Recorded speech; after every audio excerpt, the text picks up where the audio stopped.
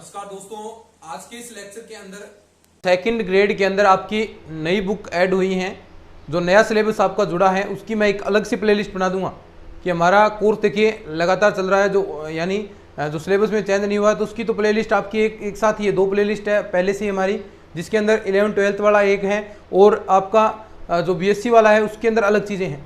अब जो नया टॉपिक आपके हैं इसके सिलेबस के अंदर तो उनकी एक अलग से प्लेलिस्ट बना दूंगा ताकि आपको भी पता चल जाए कि कौन कौन से टॉपिक हमारे ऐड हुए हैं। तो नए टॉपिक की एक अलग प्लेलिस्ट बन जाएगी।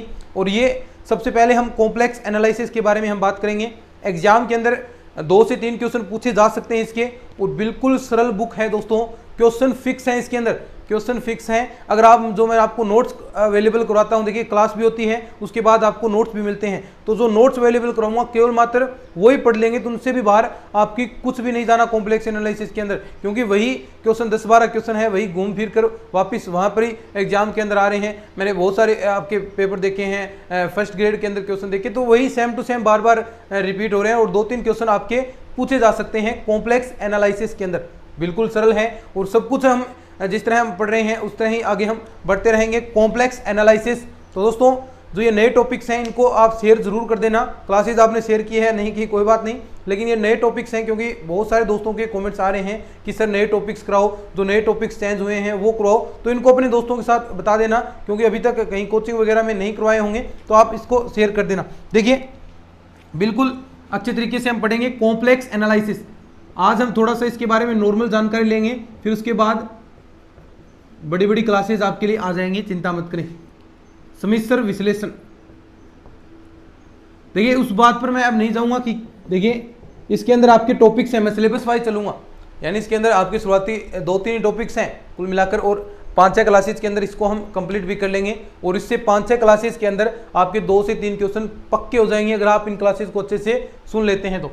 देखिए समिश्र विश्लेषण, अब मैं उन चीज़ों पर नहीं जाता हूं, पहले जो आपकी इनक्वलिटीज आती है, जो शुरुआती एक्सरसाइज हैं, उनमें आपके टॉपिक्स नहीं है। ये टॉपिक्स आपके 2-3 टॉपिक्स दे रखे हैं, वही हम करने वाले हैं। विश्लेषिक फलन दे रखा है, लेकिन विश्लेषिक फलन पढ़ने से पहले हमें बहुत सारी चीज़ें पढ़नी पड़ेगी, लिमिट्स हमें पढ़नी पड़ेगी, कंटिन्यूटी, अवकलनीयता, फिर उसके बाद हम विश्लेषिक पर जाएंगे, और फिर आपका कन्फॉर्मल मैपिंग है। तो ये छोटे छोटे 1-2 टॉपिक्स आपके इसके अंदर हैं, और ये 2-3 क्लासेस या 4-5 क्लासेस के अंदर हम अच्छे से पढ़ लेंगे। तो सबसे पहले चाहिए समिश्र संख्या किसे आप कहते हैं, कॉम्प्लेक्स नंबर किसे कहते हैं। सबसे पहले मैंने आपको नंबर सिस्टम करवा दिया है 9th वाला पोर्शन, यानी लगभग हमारा सिलेबस बहुत ज़्यादा हमारा सिलेबस हो चुका है, तो पहले से हमारे साथ स्टूडेंट जुड़े हैं। तो मैंने पहले भी आपको कहा था कि आपको कोई भी ऐप वगैरह लेने की कोई ज़रूरत नहीं है, कहीं भी जाने की ज़रूरत नहीं है। पूरा कंप्लीट कोर्स, बेस्ट कोर्स हम यहाँ पर करने वाले हैं, जो आपको पैसे में नहीं मिलेगा, वो मैं आपको बिल्कुल फ्री ऑफ कॉस्ट कराऊंगा।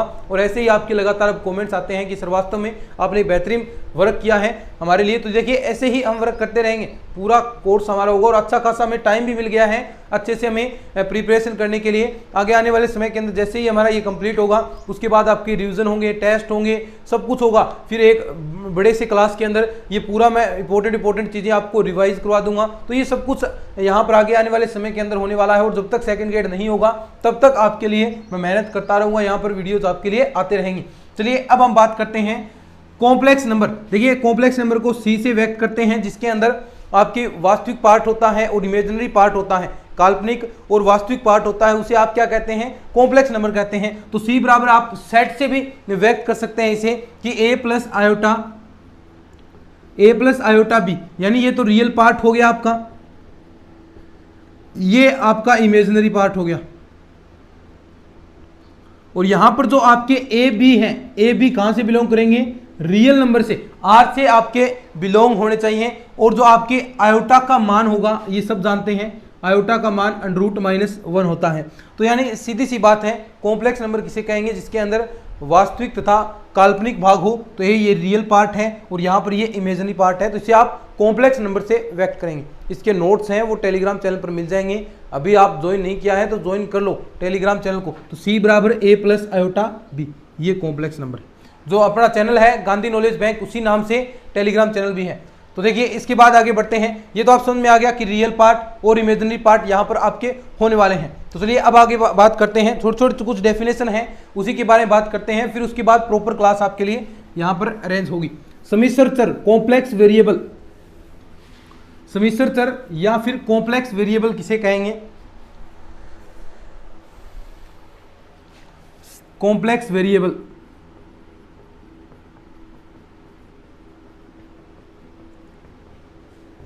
सम्मिश्र चर,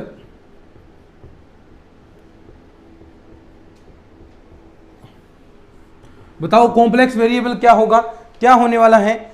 यानी कोई ऐसा चर जो सम्मिश्र संख्याओं से मान ग्रहण करता है, सम्मिश्र संख्याओं से मान ग्रहण करता है, सम्मिश्र संख्याओं के उपसमुच्चय से किसी समुच्चय से मान ग्रहण करता है, तो उसे आप सम्मिश्र चर कहते हैं। यानी वो सारी प्रॉपर्टीज कॉम्प्लेक्स नंबर की व्यक्त करे, कॉम्प्लेक्स नंबर की सारी प्रॉपर्टीज को अगर वह व्यक्त करता है तो आप उसे सम्मिश्र चर कहेंगे। z बराबर देखिए x प्लस आयोटा वाई, आपने ये सुना होगा अच्छे से कि ये आपका z क्या होता है, सम्मिश्र चर होता है, कॉम्प्लेक्स वेरिएबल होता है, कॉम्प्लेक्स वेरिएबल, या फिर आप इसे सम्मिश्र चर कहते हैं। क्यों?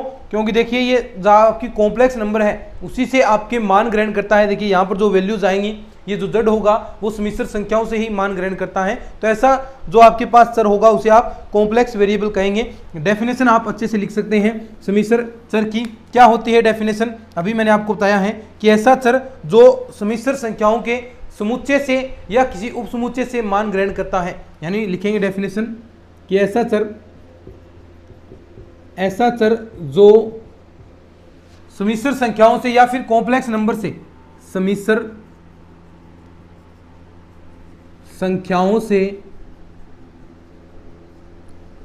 संख्याओं से मान ग्रहण करता हो, सम्मिश्र संख्याओं से या फिर सम्मिश्र संख्याओं के समुच्चय से, ये भी आप लिख सकते हैं सम्मिश्र संख्याओं के समुच्चय लिख दीजिए यहाँ पर, के समुच्चय से, के सेट से मान ग्रहण करता है, तो ऐसा चर क्या कहलाता है? सम्मिश्र चर कहलाता है, चर कहलाता है। इसे किस द्वारा व्यक्त करते हैं अगर आपको पता है? अभी मैंने बताया है, इसे z द्वारा व्यक्त किया जाता है। बस ये नॉर्मल डेफिनेशन, एक बार कुछ हम चीज़ें पढ़ रहे हैं फिर उसके बाद पढ़ेंगे। व्यक्त किया जाता है, बिल्कुल सरल बात है, नोट साथ में जरूर बना लेना। अभी बता देता हूँ 2 से 3 क्वेश्चन आएंगे और जो नोट्स बनाएगा उसी में से क्वेश्चन आपको मिल जाएंगे, कुछ भी बाहर नहीं जाएगा कॉम्प्लेक्स एनालिसिस के अंदर। तो नोट्स ही आपको पढ़ने हैं, कुछ ना पढ़ना चाहिए अलग, क्योंकि अभी तक आपकी बुकें वगैरह भी नहीं आई होगी, तो नोट्स ही आपको पढ़ने हैं। नोट्स बेस्ट हैं, यही क्वेश्चन बार बार रिपीट होते हैं, तो नोट्स साथ में बना लेना, या फिर टेलीग्राम पर नोट्स आपको अवेलेबल हो जाते हैं तो वो आप जरूर बना लेना भाई। z बराबर x प्लस का आयोटा y द्वारा इसे व्यक्त किया जाता है। तो ये डेफिनेशन लिख लो, कॉम्प्लेक्स वेरिएबल सम्मिश्र चर किसे कहते हैं? कि ऐसा चर जो सम्मिश्र संख्याओं के समुच्चय से मान ग्रहण करता है, सम्मिश्र संख्याओं के सेट से मान ग्रहण करता है, वह चर आपका क्या कहलाता है? कॉम्प्लेक्स वेरिएबल, या फिर उसे आप सम्मिश्र चर कहते हैं। इसे z द्वारा व्यक्त करता है और z बराबर x प्लस आयोटा y होगा। ठीक है, लिखो, फिर आगे बढ़ते हैं। आगे बात करते हैं हम सम्मिश्र फलन की।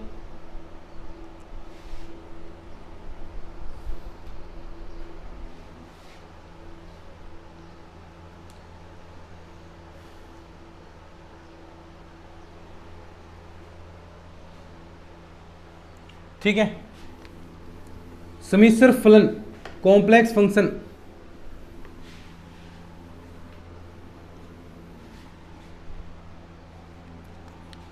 सम्मिश्र फलन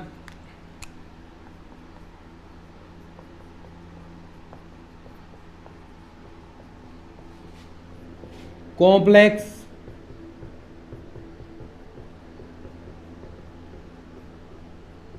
फंक्शन किसे कहेंगे? Complex function. कि एक ऐसा चर, मान लीजिए कोई w आपके पास ऐसा चर है और इसमें w चर है वो दूसरे किसी चर का फलन है, यानी w बराबर fz, यानी z आपका w है वो z का फंक्शन हो गया, यहाँ पर देख सकते हैं आप। यानी एक ऐसा चर जो किसी अन्य चर का आप कह सकते हैं का एक फलन कहलाता है, z एक फलन कहलाएगा। यदि आप देखिए कोई भी आप वैल्यूज रख रहे हैं, z के कोई मान रखेंगे, यानी w बराबर आपका fz है, ठीक है, यानी z के रूप में आपका फंक्शन है, w में देख लीजिए। अब यहाँ पर z के कोई भी मान आप यहाँ पर रखेंगे, z के कोई भी मान रख लीजिए, तो उसमें w के एक या अधिक निश्चित मान आने चाहिए, एक या अधिक निश्चित मान प्राप्त होते हैं, तो आप कह सकते हैं कि ये जो दूसरा चर है आपका इसके फलन के रूप में आप इसे व्यक्त कर सकते हैं। w बराबर fz सम्मिश्र फलन आपका कहलाएगा। तो अभी हम डेफिनेशन लिखते हैं।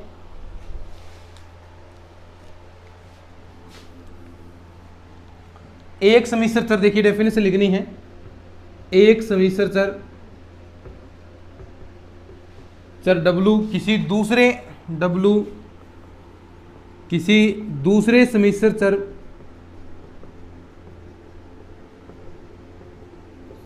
Z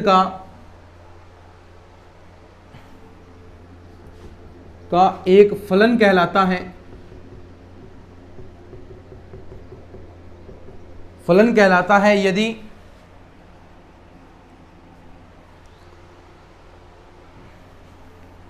किसी दिए गए प्रांत मीन्स क्या होता है जानते हैं ना, डोमेन, प्रांत D से, कोई आपको प्रांत दिया है D से Z के प्रत्येक मान के लिए W के एक या W के, यही बातें पूछी जाएंगी भाई, एक या अनेक निश्चित मान प्राप्त हों, अनेक निश्चित मान प्राप्त होते हैं। यानी सीधी सी बात है, कोई एक समिश्र चर है W किसी दूसरे समिश्र चर का Z का एक फलन कहलाता है यदि किसी दिए गए प्रांत D से Z के प्रत्येक मान के लिए W के एक या अनेक निश्चित मान प्राप्त होते हैं, तो बस यही आपका फंक्शन कहलाएगा। उसे आप W बराबर FZ द्वारा व्यक्त कर सकते हैं। तो ये आपका क्या हो गया, समिश्र फलन, कॉम्प्लेक्स वेरिएबल आप कह सकते हैं। लिखो इसको, फिर आगे बढ़ते हैं, फिर आगे कुछ छोटे छोटे डेफिनेशन आएंगे। अब देखो यहाँ पर ये Z तो क्या है, Z के तो आप स्वतंत्र मान रखेंगे, ये तो क्या हो गया, इंडिपेंडेंट स्वतंत्र चर है, इंडिपेंडेंट वेरिएबल है, और ये क्या है, इस पर डिपेंडेबल है। W क्या है, देखो Z के तो मान रखेंगे, कोई भी मान रख सकते हैं, लेकिन W के जो मान आएंगे वो Z के मान जो रख रहे हैं उस पर निर्भर है, उस पर डिपेंडेबल हैं, तो आपको मान प्राप्त होंगे। तो ये क्या हो जाएगा आपका आश्रित चर या फिर डिपेंडेबल आप लिख सकते हैं इंग्लिश के अंदर, डिपेंडेबल आपका होगा ये, और ये क्या है, इनडिपेंडेबल होगा, यानी ये स्वतंत्र है आपका। तो समझ गए होंगे बात को आप अच्छे से, थोड़ा बहुत इंग्लिश में भी आपको साथ में लिखा रहा हूँ मैं। ये प्रांत को क्या कहते हैं, डोमेन कहते हैं। तो ये छोटी छोटी चीज़ें आप इंग्लिश में भी सीख सकते हैं जो भी इंग्लिश मीडियम वाले स्टूडेंट हैं। लिखो इसको, फिर आगे बढ़ते हैं भाई।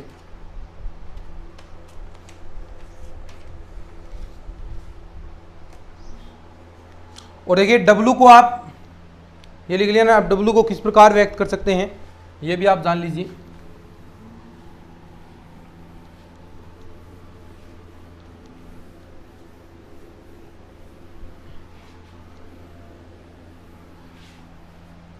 W को जो व्यक्त करना है, हम W को इस प्रकार भी व्यक्त कर सकते हैं U और V के फंक्शन के रूप में, U x, y प्लस का आयोटा V x, y, इसे हम व्यक्त कर सकते हैं। और U x और y कहाँ से बिलोंग करेंगे, x, y belong to R, आपके रियल नंबर से बिलोंग करेंगे।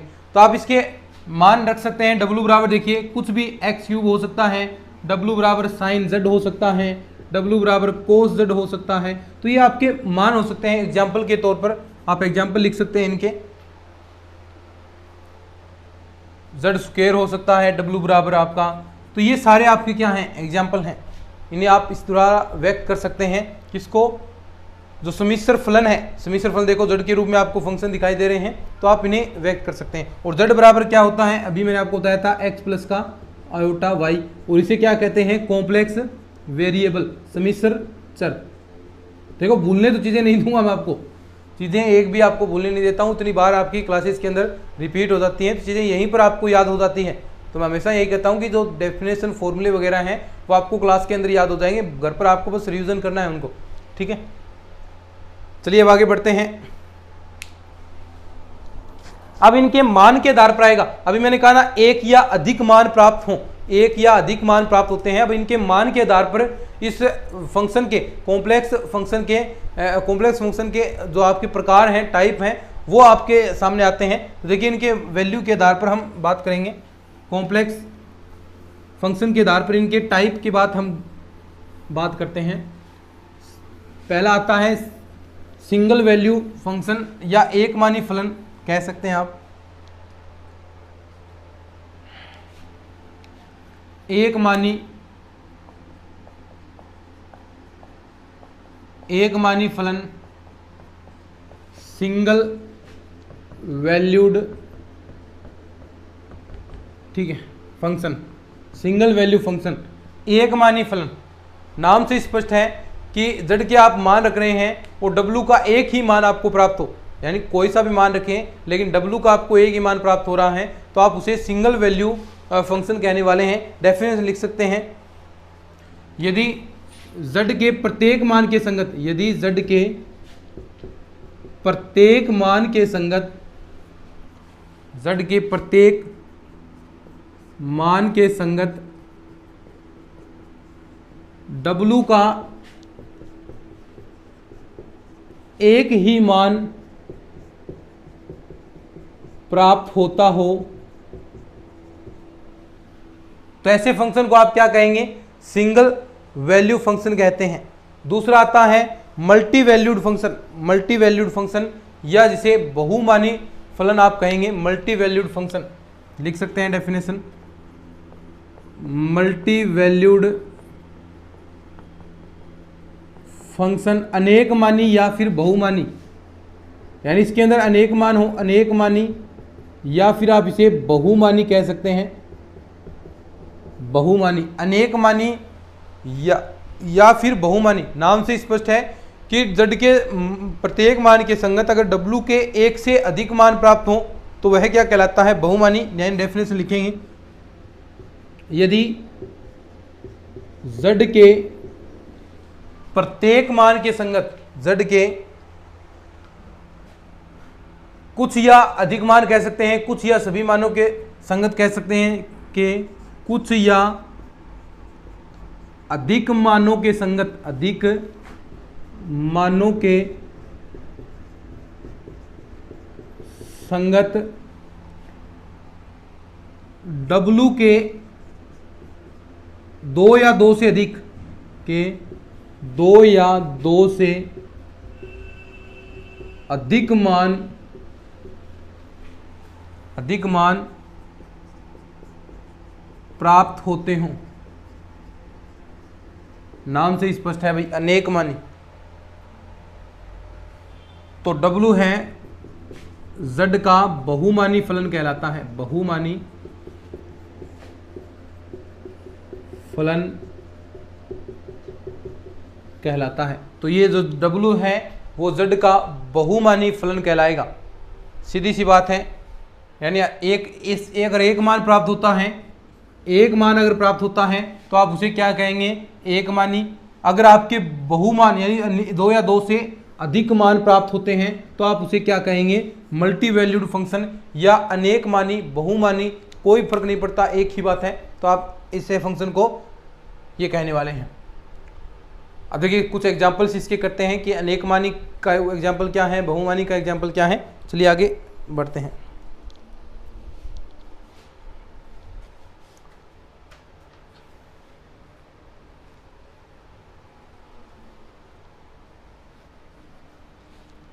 देखो w बराबर आपके पास है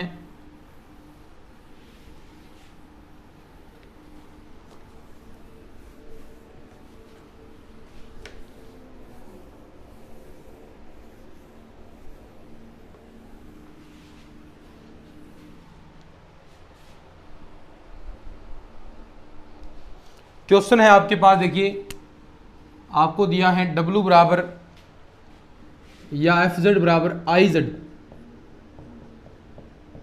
दिया है आपको। तो आप मान सकते हैं, मान लीजिए वैल्यू रखते हैं z बराबर आप 1 प्लस आयोटा मान लीजिए, कोई भी मान आप ले सकते हैं, 1 प्लस आयोटा यहाँ पर आप मान लेंगे। तो कोई मान आपने रखा है तो यहाँ पर आप मान रखेंगे तो देखिए w के मान कितने प्राप्त होंगे? यहाँ पर 1 प्लस आयोटा रख लिया यहाँ पर, और आयोटा ये आपका बार है। तो आप देख सकते हैं यहाँ पर अगर आप अंदर इसकी गुणा करवाएंगे तो आपको पता है मान इसके कितने आएंगे। देखिए सीधी सी बात है, 1 प्लस आयोटा और अंदर आप गुणा करवा रहे हैं, देखिए आयोटा और ये आ गया आयोटा स्क्वायर, तो इसका मान हो गया आयोटा माइनस का 1। तो यानी आप देख सकते हैं यहाँ पर एक ही मान आपको प्राप्त हो रहा है w का, एक ही मान। यहाँ पर दूसरा आप z बराबर ले सकते हैं, z बराबर आप -3 रख लीजिए तो f माइनस 3 देखिए क्या आएगा, रिजल्ट माइनस का 3 आयोटा। तो देखिए ये भी क्या है, एक मानी फलन है, एक मानी फलन है, बिल्कुल सिंपल बात है, देख सकते हैं आप। दूसरा क्वेश्चन देखिए आप, यानी जिसके अंदर बहुमान आपको प्राप्त होते हैं,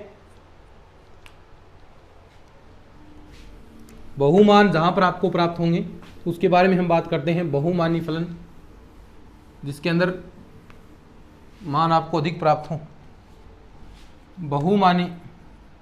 एग्जाम्पल कर रहे हैं इसका हम, देखिए एग्जाम्पल आपको सामने इस प्रकार है, एफ जेड बराबर आपको दे दे डब्लू बराबर एफ जेड और इसके बराबर दे दे जेड की पावर 1/2। अब 1/2 दे दिया, यहाँ पर आप कोई भी मान रख लीजिए, f4 आप रखेंगे। इसको सोल्व करने का अलग मेथड है, उस मेथड के बारे में भी हम आगे चर्चा करेंगे, लेकिन पहले इसको मैं समझा रहा हूँ, इसलिए देखिए f4 रखेंगे तो यहाँ पर देखिए 4 रखते हैं तो प्लस माइनस का मान आएगा। तो यहाँ पर जो मान आता है आपका वो प्लस माइनस 1 प्लस आयोटा। तो देखिए एक मान आप रख रहे हैं और दो मान आपको यहाँ पर प्राप्त हो रहे हैं, तो यानी ये आपका एग्जाम्पल किसका हो गया, बहुमानी फलन का आपका एग्जाम्पल हो गया। तो ये तो हम बात करते हैं। अब देखिए अब ऐसे कुछ चर आते हैं आगे कि जो आपके हमेशा ही क्या होंगे, समिश्र फलन होंगे, कॉम्प्लेक्स वेरिएबल होंगे, कोई चेक करने की जरूरत नहीं है। अब यहाँ पर आप देख रहे हैं, चेक कर रहे हैं, तो वो आपके चर हैं वो हमेशा ही क्या होते हैं, समिश्र फलन होते हैं, प्रारंभिक समिश्र फलन।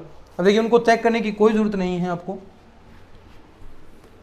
अब देखो एग्जाम्पल करवाता हूँ आपको मैं, तो ये आपको याद रखना है, प्रारंभिक समिश्र फलन, प्रारंभिक समिश्र फलन एलिमेंट्री कॉम्प्लेक्स वेरिएबल, एलिमेंट्री बिल्कुल सरल है भाई, कॉम्प्लेक्स वेरिएबल। एक एक चीज आपको अच्छे से समझ में आने वाली है, बस ध्यान से सुनते रहें आप।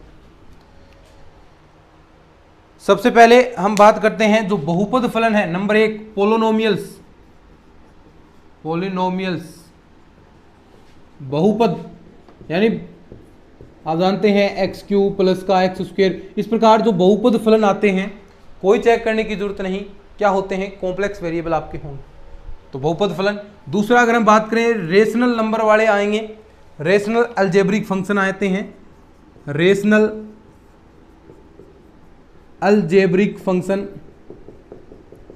यानी जिन्हें आप क्या कहते हैं, p बटा q के रूप में लिख सकते हैं, px अपॉन qx ऐसे लिख सकते हैं, जहां पर qx बराबर नोट जीरो होना चाहिए, qx बराबर 0 को छोड़कर बाकी हर जगह ये क्या होंगे, आपके कॉम्प्लेक्स वेरिएबल होंगे। ये डायरेक्ट आपको याद रखने हैं, कई बार सीधे के सीधे एग्जाम के अंदर पूछ लिए जाते हैं, तो ये थोड़े आप डायरेक्ट याद रखें। जो आपके चर घातांकीय फलन होते हैं कोई चेक करने की जरूरत नहीं, चर घातांकीय फलन होते हैं, यानी जो e की पावर x के रूप में होते हैं, e की पावर x के रूप में, w बराबर e की पावर z, यानी e की power x plus iota y, इस रूप में जो फंक्शन है वो आपकी क्या होते हैं, समिश्र फलन होते हैं, कोई चेक करने की जरूरत नहीं। ट्रिग्नोमेट्री फंक्शन आपके त्रिकोणमितीय फलन, ट्रिग्नोमेट्री फंक्शन, तो ये साथ साथ में लिखते जाना, ट्रिग्नोमेट्री फंक्शन त्रिकोणमितीय फलन, ट्रिग्नोमेट्रिक फंक्शन, त्रिकोणमितीय फलन। देखिए जैसे साइन z हो गया, कोस z हो गया, तो इनको कोई चेक करने की जरूरत नहीं है, आपके ये हमेशा ही क्या होंगे, त्रिकोणमितीय फलन क्या होते हैं, हमेशा ही फंक्शन होंगे। tan z हो गया तो tan z को आप sine z upon cos z के रूप में लिख सकते हैं, सारे मान। साइन z बराबर आप ऐसा भी लिख सकते हैं, देखिए आपने फॉर्मूला पढ़ा होगा इस प्रकार, e की power iota z minus e की power minus iota z upon में 2, तो ये इस प्रकार आपने फॉर्मूले भी यहाँ पर पढ़े हैं। तो ट्रिग्नोमेट्री जो फंक्शन है वो आपकी क्या होते हैं, हमेशा समिश्र फलन कहलाएंगे, कॉम्प्लेक्स वेरिएबल आपके हमेशा होने वाले हैं। हाइपरबोलिक फंक्शन आप कह सकते हैं, अति परवलय फलन है, हाइपरबोलिक फंक्शन भी क्या होते हैं, नंबर 5 पर हाइपरबोलिक फंक्शन अति परवलय वाले जो फंक्शन होते हैं आप जानते हैं अच्छे से, अति परवलयिक function, sine hyperbolic z, cos hyperbolic z, tan hyperbolic z, तो ये सारे के सारे क्या होते हैं, आपके समिश्र फलन होते हैं। जैसे आप साइन हाइपरबोलिक z को क्या लिख सकते हैं बताएं, e की पावर z माइनस e की power minus z by 2, cos hyperbolic z को e की पावर z प्लस का e की पावर माइनस z अपॉन में 2। तो ये जो सारे फंक्शन हैं वो आपके क्या होते हैं, कॉम्प्लेक्स फंक्शन होते हैं, कोई उनको चेक करने की जरूरत नहीं है। नंबर 6 पर आपके लोगरिथम वाले, लोगरिथम लघु गुणकीय फलन,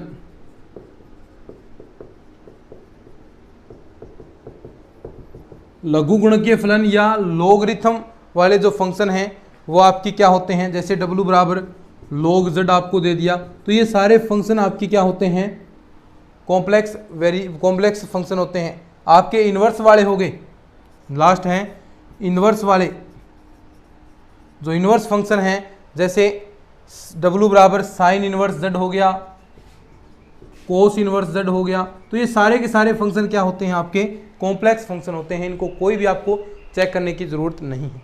तो ये तो हमने पढ़ लिया, आज हमने कॉम्प्लेक्स एनालिसिस स्टार्ट किया है।